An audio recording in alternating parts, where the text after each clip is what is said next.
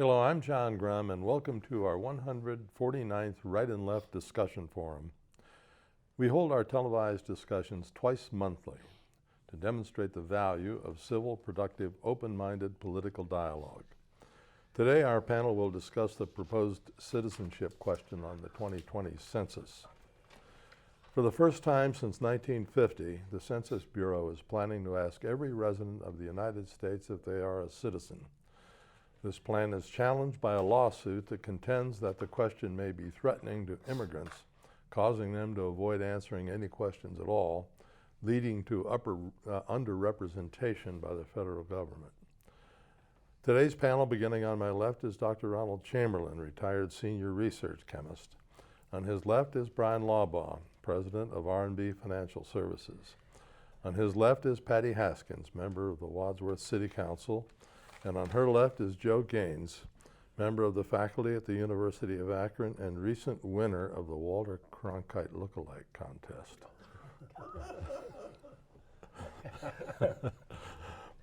That was a joke, folks. He doesn't have a mustache. Ron, the U.S. Census Bureau has proposed reinstating a question on the 2020 census, asking every U.S. resident for their citizenship status, supposedly to help enforce protections for the minority voters under the Federal Voting Rights Act. I said supposedly because I'm just sort of like leading into your response here. A lawsuit against the question contends that it would lead to an undercounting of the immigrant population, affecting the process of determining the allocation of seats in the U.S. Congress, plus other negative impacts. John, I'm having a difficult time making up making my mind firmly one way or the other on this, although as you can expect, I'm leaning one way or the other. Yeah, you are. But I think in the present climate with immigration being such at the forefront, I think this is probably came out for this reason. And I don't know if it's necessary for the Voting Rights Act. There's evidence now that there was a Republican strategist, now passed away. They found data on his hard drive that indicated that this was part of the plan to basically a gerrymandering situation. He was one of the Republican strategists about the redistricting situation, an expert in that. Excuse me, isn't that going to be ruled on by the Supreme Court, the gerrymandering? Yeah, his name is Thomas Hofeller. Yeah, Hoeffler. Okay, and that's a ruling that's expected soon. Yes, it is. As well as this one. As well as this one. As early as today. Yes. So there's been a couple of wrenches thrown into this deal. The Supreme Court was ready to rule today, probably. But someone has brought this Hofeller thing up, and there's a Fourth District Court of Appeals has allowed a judge to possibly throw a wrench into this by putting an injunction on it in order to get more time to look into the background of this. That's a whole separate thing. Tell me what that is. I missed something here. Well, Hofstadter, what is that about? Well, okay, let me see. He had made a proposal that they should. Well, first of all, who is he? Yeah, he's a Republican strategist, and he was advising, and this was back in 2015. Mm-hmm. And Ron, and he was making the proposal because he basically said that if we do this change on the citizenship question, that it will help Republican strategy and will help Republican candidates win. And it was shortly thereafter then and his notes were actually lost, some of his emails on this. They were found, and then Trump, shortly after receiving this information, came out with the proposal to put the citizenship question on the ballot. So there's a direct correlation there. And he had nothing to say about helping the Voting Rights Act or anything of that sort. Right. You mean it was political? It says, I'm looking at a totally New York Times article yesterday. It said he he prepared the study for a major Republican donor in 2015. He concluded that the next round of redistricting could be swayed to Republican advantage in some states by excluding mostly Hispanic non-citizens and people under voting age from the population totals. Got it. All right? Yeah. If the next census included a question on citizenship. So that's suspect. That's suspect. What an outrage. It's political. Yeah. Gee whiz. I mean, you have to admit the Republicans were very successful in 2010 at setting up the redistricting situation. Republicans hopefully get a chance to do the same next time. Brian, you don't think the Democrats would do anything political with this issue? do you? Most of their hard drives have been bit cleaned, so they don't have anything to worry about. They go in there and bleach bit those things, and unfortunately, we're Laws are coming out today. Yeah. Well, it just Oh, is it your turn again? I haven't left it yet. Oh, I'm sorry. Okay. Oh, I thought that was No, my cue. it's just rather complicated at this point, and I think because this is suspect, I think we need to step back on it, which kind of means, since the Census Bureau is saying that we need to have this information by the 30th of this month in order to get the ballots printed, the census data printed on time. It's billions of pieces of paper, after all. Some people have said, oh, well, we could wait until the October, but they're saying the June 30th, Sunday. is that right? It's got to be it. So if there's any delay at all by an injunction or anything of the sort, that'll slow that down. I think it should be slowed down at this point. I think it's too complex, too many factors here to make a decision right now.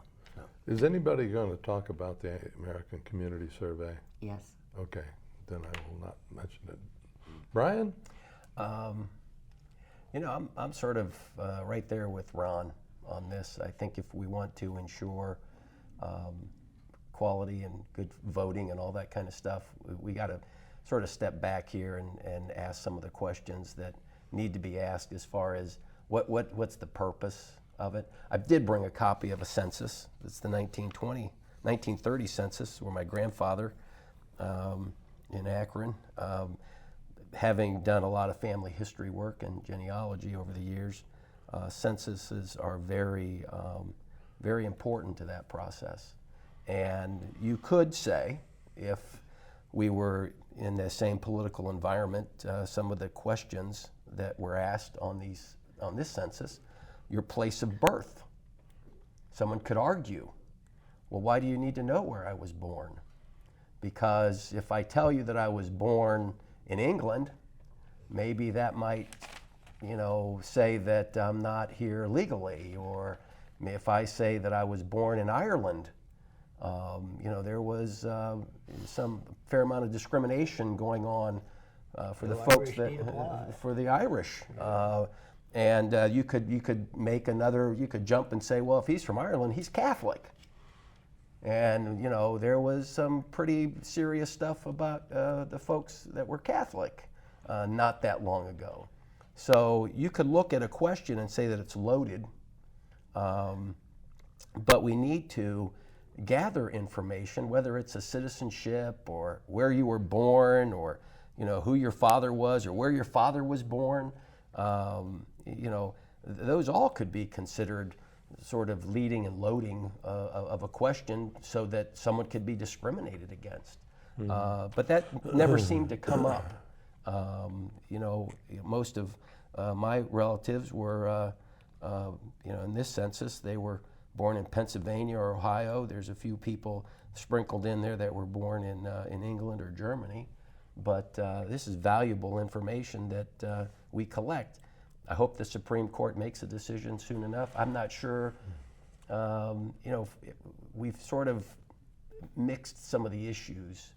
If we want to ensure our voting is correct and that citizens are voting, there's a better way to do it. I don't know if we need to suppress or have a question that would be deemed as suppressing someone's vote, or suppressing them from answering a census.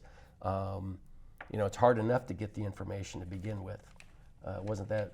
I think it was the last census. There was a census guy that was shot and killed down in Appalachia or something like that. I remember that. If you remember, he was, they didn't they didn't know what he was doing. He was just from the government, and they didn't particularly care for that. My wife did this when we lived in Connecticut. It drove all over town, and she can tell you stories about people Sure. that just refused to talk. Yeah. You know. Yeah. So I hope they get things straight, because as a as a person that's interested in genealogy, I kind of like to get as much information about people. Patty. Yes, sir. Well, I think the first thing that we have to consider is the fact that the Constitution does not say that you only count citizens. When it puts in the mandate that we have this census every 10 years, that it is not to enumerate only citizens, it's to enumerate everybody that lives here in the country. So, if that's the case, why do we need to know the citizenship of that particular person? I mean, the census itself is, it's used for apportioning your representatives and the districts, and that is important. And I think some of the demands to have the citizenship question on there is to affect that politically. But the thing is, it also affects so much more. It affects federal dollars that go for housing, that go for transportation, that go for education, these types of issues. And if a district is substantially undercounted because there are those that are immigrants who are threatened for fear that if they write that they are not a citizen on the census, that ICE is going to come swoop in and pick them up. They've got the history of having the government say, trust us, report your status, we'll label you a dreamer and you'll be safe. And then the next administration takes away that protection, and now they're in fear of what their status is in this country. So there is, fear that we will have a definite undercount if the citizenship question goes into effect. John, you mentioned the ACS, which is the American Community Service, and which is basically the long survey, which is the long form. And I think 1 out of 6 receive the long form. And Well, this is the one that's done yearly. right, and we already have that information. To say that we need to have the citizenship question on our 10-year, what is it, decennial or whatever? Decennial. Decennial, thank you. Decennial form, that we need that so that we can make sure that we have an accurate count and so forth. But that's only 2.6% of the population. Exactly, and we're getting that information, though. The argument is that we're getting that information already from the ACS, and there is not a need to put that question on our every 10-year census form, short form. And the Census Bureau says that they're planning to fill in the gaps from a variety of other place information, and basically extrapolating from other data to put this in. But they're getting that. You mentioned the Voting Rights Act, and saying, well, we need it to enforce the Voting Rights Act. I mean, there is absolutely no evidence that the DOJ has had any difficulty or lost any cases because they didn't have enough information to actually go after someone who's violated the Voting Rights Act or to protect it. Before now, I mean, they haven't done it since 1950. Right, it hasn't been in 69 place years, since yeah. 1950, and even then, I mean, there's been some question as to why they did it then, but they took it off in 1950. It hasn't been a problem. And then you read the information about the gentleman that Ron mentioned, and the fact that there is a definite political advantage. Now, I'm not saying it's wrong to do something for a political advantage necessarily. I mean, both parties do it, and they will take stands and they will pass legislation in many cases for the benefit for that particular party. But in this case, to go to all of this effort to put the citizenship question on the census, and the negative effects of it, I think, far outweigh the positive effect of helping the Republicans win more races. So, I think there's a fear that this will be used for gerrymandering in some sense, a fear that it'll be used as an immigration point against the Mexicans, as Trump has done so often, so much lately. But the thing is, like, the Mexican population coming into the United States is lower now. It's really down. Immigration is not the same as it was, or the illegal immigration is not the same as it was, say, like just 5 years ago. Right. So go ahead. Coming from No, Guatemala and You're right. Ecuador. If you're a More Asian, non-citizen, do you have as much influence over government programs as somebody who is a citizen? You can't vote. I mean, But I know, but you can count me to determine. Your numbers have. But and when you look at, if you're running a state or you're running a city as a mayor, you have, if you have a large population of non-citizens within your community, I mean, they're going to be driving on the roads. They're going to be, having jobs. They may need They're gonna services. they're gonna and they're going cost to the city. cost the city something. And if they are undercounted, that city is going to be woefully under budget when it comes to providing services for their citizens as well as You're talking not. about government grants now. Now you're not talking about taxing local. No, I'm talking about federal monies that are based upon the population in that area. If it's undercounted and the minorities are not represented, there's going to be a lack of money for those Is there some programs. kind of fear that legal immigrants are going to be threatened by the question? I think they might. They might be concerned that as soon as I put down that, That you're a citizen? that you're a non-citizen, because a No, legal what I'm immigrant. talking about is an immigrant who is a citizen. Oh, a legal immigrant that is a citizen. They're in no way threatened by that question. I'm not. No, I don't think. In my mind, I'm not sure. But I think there's a lot of legal immigrants in the country that are not citizens. Oh, like and they with will, visas and so right, forth. and they Green will card or definitely what be have you. threatened. Yeah. And I've heard, well, just mark down that you're a citizen. If they mark that down, that they are a citizen, that'll get them booted right out of the country because they're lying on a federal form. So they don't want to do that. Do they have to answer the question? From what I understand, they do not have to answer the question. I'm not sure what kind, but that raises. Is there a fear that Red it'll get in the flags. wrong hands? Oh yeah, definitely, because they're afraid that it's going to go straight to ICE, and then they'll be able to use that to target them.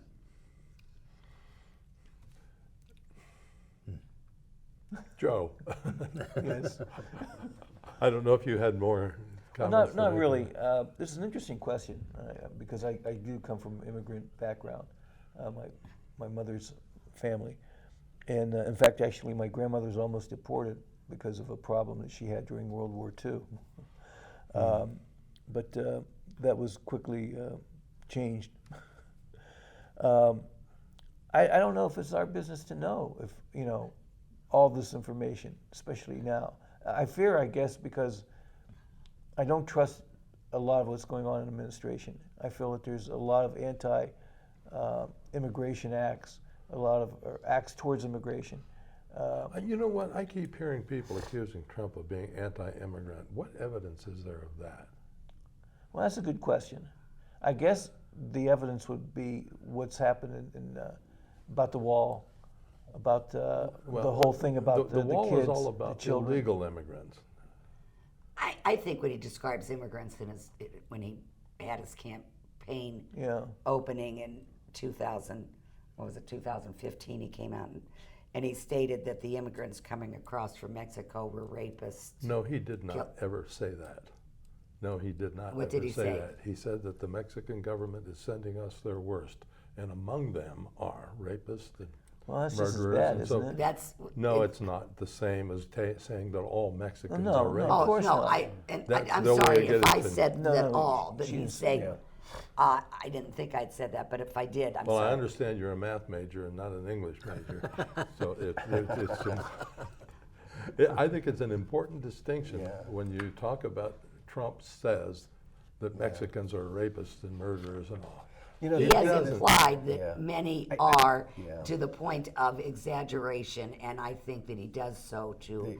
Exaggeration, You know, yes. Yes, as and a that's panel, wrong. I agree with her. we've tried to tackle the immigration issue. The fact is we've had this problem forever. And it just always depends upon and I call it the white hot spotlight of the media. You know, we're talking about things. You know, we're talking about now they've said that we have concentration camps, and these children and all this stuff. And the fact of the matter is, those places have been there for 15, 18 years. Longer than that, actually. You know, they've been established But down not there. overrun and in the condition that they presently are. Yeah, No, But we have an yeah. immediate problem, though, because of the terrific problems in places like Venezuela, which is forcing a huge, Exactly. almost unprecedented wave Right. of people. Exactly. to try to And get sanctuary. and the government, the powers that be, the don't have customs and border and all that kind of stuff, they've been saying we need more funding. We need more overwhelmed. judges down here. We need more facilities. We need everything. And everybody sits back and says, well, there's no crisis. What's the crisis? Manufactured. You know, this is all manufactured. There's no crisis down there. Now all of a sudden everybody's screaming, there's a crisis. But it's not a crisis. You know? It's going to be improved by spending know? $10 billion or needing $8 billion to build a wall. I'm just saying that, yeah. you know, this problem. Let's approach the problem. You know, a wall is a small part of the budget that people have been basically, you know, they've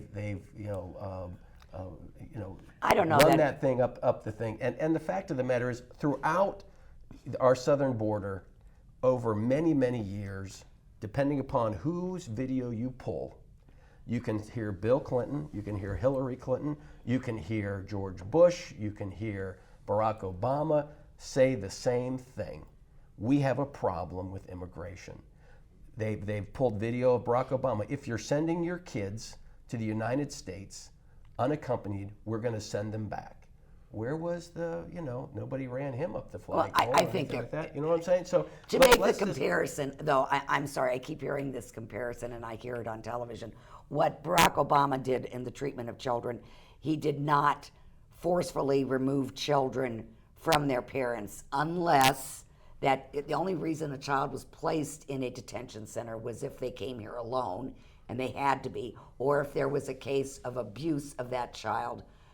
When Trump came along, he said, any parent that comes with a kid, we're going to separate you. And it's a whole different can of beans. But it's, The excuse me, rules- didn't that They only lost go track of on where for they are. about 4 days? the rules oh, it went on for a lot more, and and it's still laws going on. that were on the books. Is it really? Well, we're getting a lot of information about, I mean, like the children, how they're being treated and how they're being housed and everything. And they're being housed in places that, in many cases, were almost like prison camps to Native Americans and to Japanese during the 1940s. Well, the Congress isn't providing enough money to change that, are they? No, I agree with you on And that. there are record numbers of people Well, the coming House in. just passed a bill to provide money They for just that. did, what, yeah, a couple days Well, ago. we need to find other alternatives to But solve the problem. that bill, I think, was defeated because the 4 firebrands and the Democratic Socialists have basically said, no, we don't want anything to do with ICE or No, they DHS. voted against it, but there were and- 3 Republicans that also voted for Yeah, it. The reason so- it will not go through is because it's gone to the Senate, where it will not pass, and Right. Mitch McConnell will not have it. And Trump has Yeah. already said he won't sign it because it doesn't do exactly what he wants it to do. Don't you think So- it's a huge problem, though, that we're in probably the most contentious political world ever in my lifetime? Oh, absolutely. We've got a president that the Congress will not. If Trump wants it, the answer is no, and it doesn't matter what it is. I mean, they will not allow Trump to have any kind of a victory. Well, he won't just- work with the My Congress opinion, the either. most dangerous man in America is Mitch McConnell. So. Has he? I would agree with that. Yeah. What's that? Said the most dangerous man in America is Mitch McConnell. Well, that's the kind of rhetoric that we get out of Democrats these days. You're right, though. There is such a dividing line now in politics. It's really sad. We're not working together. We have no intention, it seems, to want to work together, and that's not good for the American public. And we do attack the president more often than not, but it seems in many cases like, and don't get me wrong when I say he deserves it, but he's asking for it in many cases. Some of the things he does on the tweets and so on. likes it, yeah. He almost likes it. Oh boy. I was he is. interested last night in the debate, and I know this is off the census topic, but watching the Democratic debates last night, Trump was not mentioned that much. No. He was mentioned, but not nearly as much as I expected. I'm interested to see tonight. See what if- happens tonight. See what happens tonight with a different slate of candidates. Yeah. So It's You know, interesting. being an old person, sometimes I hearken back to old days. And when was it when Nixon was it Tip a O'Neill. Republican? No, I'm thinking about when LBJ was the House Majority Leader, and I guess it was Eisenhower when Eisenhower was elected president. LBJ sort of led the way to accepting the loyal opposition idea, and that the Democrats, Congress back then, cooperated tremendously with the Eisenhower administration, or we never would have had an interstate highway system and a lot of other things. But the idea that when you're out of power, you are the loyal opposition. Whatever happened to that idea? No, I think that when I think about when Obama was elected, this didn't just start with Trump. This started when Obama was elected and the Republicans swore he was going to be a one-term president. Right. And I remember John Boehner wouldn't allow anything to. Yeah. Right. And that's a whole nother matter. No, but it's true. You're hitting on the nose, I think, in many cases. It was a dividing line right there. But we have got to do something about it, and we're not going to settle it here. Maybe next time we will. Thank you very much for the conversation today, folks.